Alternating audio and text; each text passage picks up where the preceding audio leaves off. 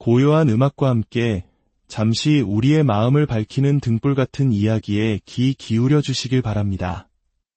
혼란스럽고 불확실한 시대를 살아가는 우리 모두에게 성경의 마지막 책인 요한계시록은 단순한 종말의 예언이 아니라 영원한 소망과 하나님의 궁극적인 계획을 보여주는 위대한 파노라마입니다. 오늘 우리는 그 장엄한 이야기의 마지막 장, 새하늘과 새 땅, 그리고 우리를 향한 하나님의 마지막 초대에 대해 함께 묵상하고자 합니다. 이 말씀이 여러분의 마음에 깊은 울림과 평안을 주기를 기도합니다. 본격적인 이야기에 앞서 여러분의 구독과 좋아요는 이 소중한 진리의 말씀을 더 많은 이웃에게 전하는 귀한 나눔이 됩니다. 하나님의 크신 은혜가 여러분의 선한 손길 위에 함께 하시길 축복합니다. 요한계시록 22장의 마지막 부분에서 우리는 시간의 끝을 넘어선 영원의 풍경을 마주하게 됩니다. 그곳 새 예루살렘 성에는 더 이상 밤이 없습니다. 태양이나 달빛 혹은 인공적인 조명이 필요하지 않습니다. 왜냐하면 주 하나님께서 친히 그들의 빛이 되시기 때문입니다. 상상해 보십시오. 어둠이나 슬픔, 두려움의 그림자조차 존재하지 않는 세상. 오직 하나님의 영광스러운 임재가 영원한 빛으로 가득한 곳. 이것이 바로 하나님께서 당신의 자녀들을 위해 예비하신 영원한 집입니다. 우리는 그곳에서 세세토록 왕 노릇하며 하나님과 함께 영원한 기쁨을 누리게 될 것입니다. 어떤 이들은 천국에서의 삶이 지루하지 않을까 생각할지도 모릅니다. 하지만 성경은 우리가 상상조차 할 수 없는 놀라운 일들이 기다리고 있다고 암시합니다. 하나님께서 우리에게 모든 것을 다 보여주시지는 않았습니다. 계시된 것은 우리와 우리 자녀들을 위한 것이지만 감추어진 비밀은 주님께 속해 있기 때문입니다. 한 가지 확실한 것은 그곳에서의 삶은 결코 단조롭거나 지루하지 않을 것이라는 점입니다. 예수님께서는 요한복음에서 나는 세상의 빛이니 나를 따르는 자는 어둠에 다니지 아니하고 생명의 빛을 얻으리라고 말씀하셨습니다. 바로 이 약속이 새 예루살렘에서 완전하게 성취되는 것입니다. 하나님 자신이 우리의 빛이 되어 그 어떤 어둠도 틈탈 수 없는 완전한 빛 가운데 살아가게 될 것입니다. 그리고 이제 천사는 요한에게 이 모든 예언의 말씀이 얼마나 확실한 것인지를 다시 한번 강조합니다. 이 말은 신실하고 참된지라. 주곧 선지자들의 영의 하나님이 그의 종들에게 반드시 속히 되어질 일을 보이시려고 그의 천사를 보내셨도다. 이 말씀의 의미는 깊습니다. 구약의 선지자들에게 영감을 주셨던 바로 그 성령의 하나님께서 이제 사도 요한을 통해 이 마지막 계시를 기록하게 하셨다는 뜻입니다. 즉, 요한계시록은 한 인간의 생각이 아니라 오류가 없는 하나님의 말씀 그 자체라는 선포입니다. 이 책에 기록된 모든 것은 하나님의 신실하심을 바탕으로 반드시 그리고 속히 이루어질 일들입니다. 여기서 속히라는 말은 하나님의 시간표 안에서 교회의 시대가 시작됨으로써 인류 역사의 마지막 단계가 이미 시작되었음을 의미합니다. 이 엄청난 광경과 말씀을 듣고 본 사도 요한은 압도적인 경외감에 사로잡힙니다. 그는 자신에게 이 모든 것을 보여준 천사의 발 앞에 엎드려 경배하려 했습니다. 인간으로서 너무나 당연한 반응이었을 것입니다. 하지만 천사는 그를 만류하며 말합니다. 나를 보지 말고 하나님께 경배하라. 나는 너와 내 형제 선지자들과 또 이 두루마리의 말을 지키는 자들과 함께 된 종일 뿐이니라. 이것은 매우 중요한 가르침입니다. 아무리 위대한 천사라 할지라도 경배의 대상이 될 수 없으며 오직 창조주 하나님 한 분만이 우리의 경배를 받으시기에 합당하다는 것입니다. 우리 모두는 하나님 앞에서 동등한 그의 종들입니다. 이어서 천사는 요한에게 구약의 선지자 다니엘과는 정반대의 명령을 내립니다. 이 두루마리의 예언의 말씀을 임봉하지 말라. 때가 가까우니라. 다니엘 선지자는 놀라운 예언들을 받았지만 그 의미를 온전히 이해할 수 없었고 마지막 때까지 이 말을 간수하고 이 글을 봉함하라는 명령을 받았습니다. 그 예언들은 먼 미래를 위한 것이었기 때문입니다. 하지만 이제 요한에게는 그 예언을 봉인하지 말라고 하십니다. 이는 요한계시록의 메시지가 바로 지금 이 시대를 살아가는 우리 모두를 위한 것이며 우리가 깨닫고 준비해야 할 긴급한 메시지임을 의미합니다. 그리고 충격적인 말씀이 이어집니다. 불의를 행하는 자는 그대로 불의를 행하고 더러운 자는 그대로 더럽고 의로운 자는 그대로 의를 행하고 거룩한 자는 그대로 거룩하게 하라. 이것은 하나님께서 죄를 방관하신다는 뜻이 아닙니다. 오히려 우리에게 주어진 자유의지의 결과를 엄중하게 보여주는 말씀입니다. 하나님의 심판과 은혜가 명백히 드러나는 마지막 때가 오면 사람들은 각자 자신이 선택한 길을 끝까지 가게 될 것입니다. 하나님을 거부하고 자신의 길을 택한 자는 그 길의 끝에서 영원한 파멸을 맞이할 것이며 예수 그리스도 안에서 유를 택한 자는 영원한 생명을 누리게 될 것입니다. 우리가 이 땅에서 어떤 존재가 되기로 선택했는지가 영원의 삶을 결정짓는다는 무서운 진리입니다. 예수님께서는 친히 말씀하십니다. 보라, 내가 속히 오리니 내가 줄 상이 내게 있어 각 사람에게 그가 행한 대로 갚아주리라. 여기서 속히 오리라는 말씀은 단순히 시간적으로 곧 온다는 의미를 넘어 갑작스럽게 순식간에 오신다는 의미를 담고 있습니다. 예수님의 재림은 세상이 예측할 수 없는 순간에 마치 도둑같이 갑자기 임할 것입니다. 믿는 우리에게 그날은 눈 깜짝할 사이에 일어날 영광의 순간이 될 것입니다.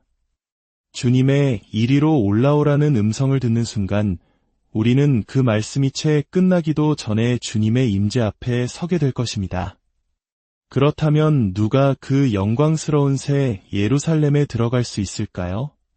성경은 명확하게 답합니다.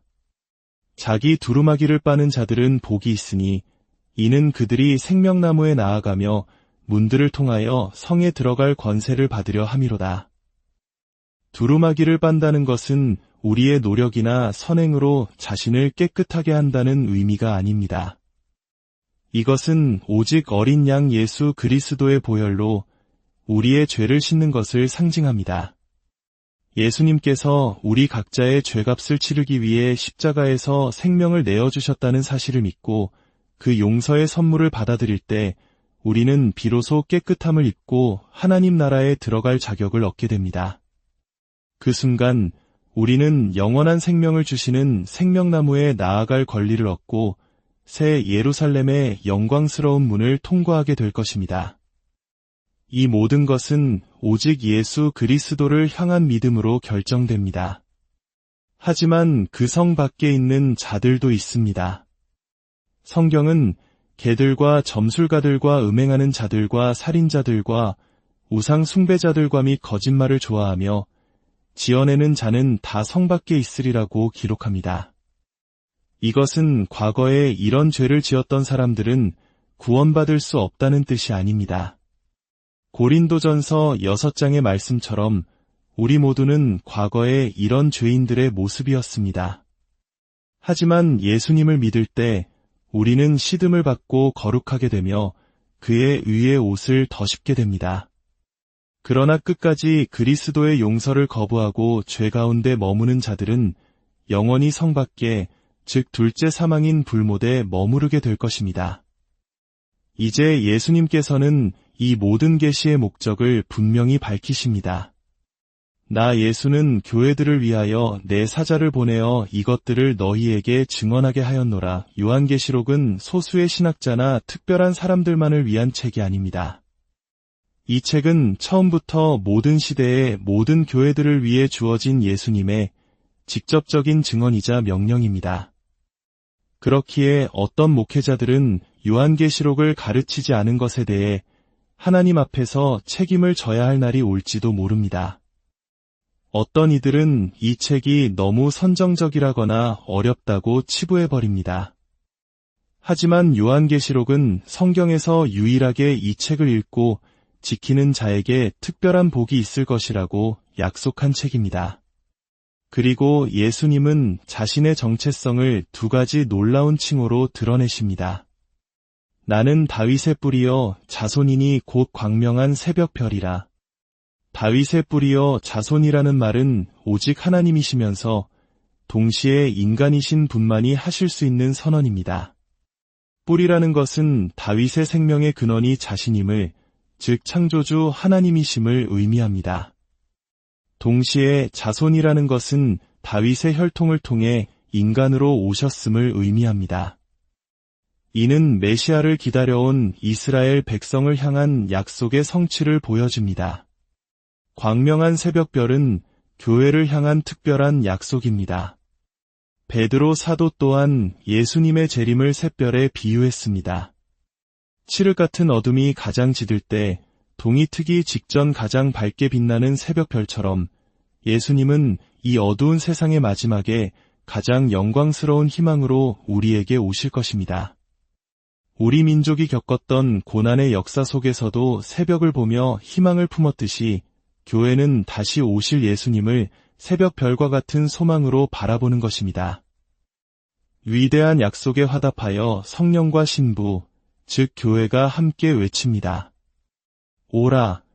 그리고 이 말씀을 듣는 모든 자도 오라. 고 외칩니다. 목마른 자도 올 것이요. 또 원하는 자는 값없이 생명수를 받으라고 초대합니다. 이것이 바로 교회의 사명입니다. 예수님께서 마련하신 구원은 그 어떤 대가도 필요 없는 모든 사람에게 열려있는 값없는 선물임을 세상에 끊임없이 선포하는 것입니다. 하지만 이 책의 마지막에는 아주 엄중한 경고가 기록되어 있습니다. 내가 이 두루마리의 예언의 말씀을 듣는 모든 사람에게 증언하노니 만일 누구든지 이것들 외에 더하면 하나님이 이 두루마리에 기록된 재앙들을 그에게 더하실 것이요. 만일 누구든지 이 두루마리의 예언의 말씀에서 제하여 버리면 하나님이 이 두루마리에 기록된 생명나무와 및 거룩한 성의 참여함을 제하여 버리시리라. 이것은 요한계시록의 말씀을 인간의 생각으로 왜곡하거나 임의로 더하거나 빼는 행위가 얼마나 무서운 결과를 초래하는지에 대한 경고입니다. 어떤 이단들은 14만 4천 명에 대한 구절을 자신들에게만 적용시키며 말씀에 더하고 또 어떤 이들은 요한계시록의 예언이 미래에 대한 것이 아니라 서기 70년에 이스라엘이 멸망할 때 모두 성취되었다고 주장하며 말씀의 의미를 축소하고 제하여 버립니다. 하나님께서는 당신의 말씀을 이토록 소중하고 중요하게 여기십니다. 우리는 두렵고 떨리는 마음으로 이 말씀을 대해야 하며 기록된 그대로를 믿고 이해하려 노력해야 합니다. 이제 모든 계시가 끝나고 예수님의 마지막 약속이 울려 퍼집니다. 이것들을 증언하신 이가 이르시되 내가 진실로 속히 오리라 하시거늘 이에 사도 요한은 모든 성도들의 마음을 담아 이렇게 응답합니다. 아멘. 주 예수여 오시옵소서. 우리 역시 이 고백에 함께 동참하기를 원합니다. 아멘. 주님 어서 오시옵소서. 이 말씀을 듣고 계신 여러분 혹시 아직 하나님과의 관계에 대해 확신이 없으신가요? 그리스도께서 당신을 위해 마련하신 용서의 선물을 받았는지 확실하지 않으신가요? 그렇다면 지금 이 시간 당신의 마음으로 조용히 기도하십시오. 결정은 당신의 마음에서 이루어지는 것입니다. 당신은 저 영광스러운 새 예루살렘 성 밖에 머무는 자가 아니라 그 안에 들어가 생명나무의 기쁨에 참여하는 자가 되어야 합니다. 함께 기도하겠습니다. 하늘에 계신 아버지, 이 말씀을 듣는 모든 분들을 주님께 올려드립니다. 성령님께서 각 사람의 마음을 움직여 주셔서 예수 그리스도께서 우리 각자를 위해 생명을 내어주심으로 마련하신 구원의 선물을 온전히 받아들이는 역사가 일어나게 하여 주옵소서. 혹 의심 가운데 있는 분이 있다면 지금 이렇게 고백하게 하옵소서. 주 예수님, 저를 위해 죽으심에 감사드립니다. 저는 죄인임을 고백합니다. 제가 아무리 선하게 살려고 노력해도 스스로는 하나님 앞에 설 수 없음을 인정합니다. 오직 저를 위해 십자가에서 피 흘리신 예수 그리스도의 용서만을 의지합니다. 지금 이 시간 예수님의 용서를 받아들입니다. 주 예수님, 제 마음과 삶 속에 들어오셔서 저를 다스려 주시고 주님이 원하시는 사람으로 만들어 주옵소서. 제 삶의 주인이 되어 주십시오. 예수님의 이름으로 기도합니다. 아멘. 주 예수 그리스도의 은혜가 하나님의 모든 백성에게 함께 하시기를 간절히 기원합니다.